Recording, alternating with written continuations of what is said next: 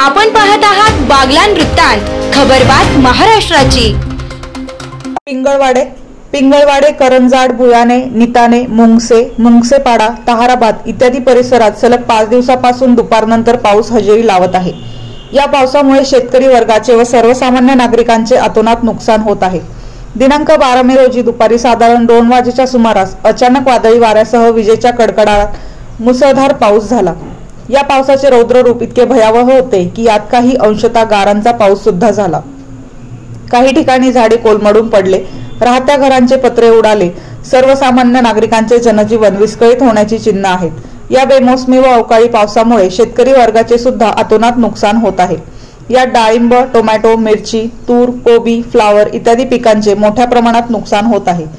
या सलग 5-6 दिवसापासून होत असलेल्या पावसामुळे शेतकरी वर्गाचे काढणीला आलेला कांदा व तसेच चाळीत साठवून ठेवलेला कांदा याचे सुद्धा अतोनात नुकसान होत आहे। मागील काही दिवसापासून पावसामुळे झालेले नुकसान हे शेतकऱ्यांचे आर्थिक गणित बिघडण्याचे कारण आहे। याआधी झालेल्या नुकसानीचे आमदार दिलीप बोरसे, तहसीलदार कैलास चावडे, तलाठी विनोद सूर्यवंशी यांनी वेळोवेळी दखल घेतली आहे। नुकसानग्रस्त शेतकऱ्यांची व नागरिकांची भेट सुद्धा घेतली आहे।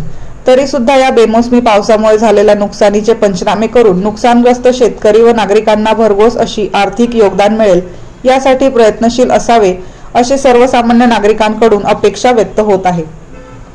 बागलाण वृत्तांतसाठी विभागीय संपादक संदीप गांगुर्डे।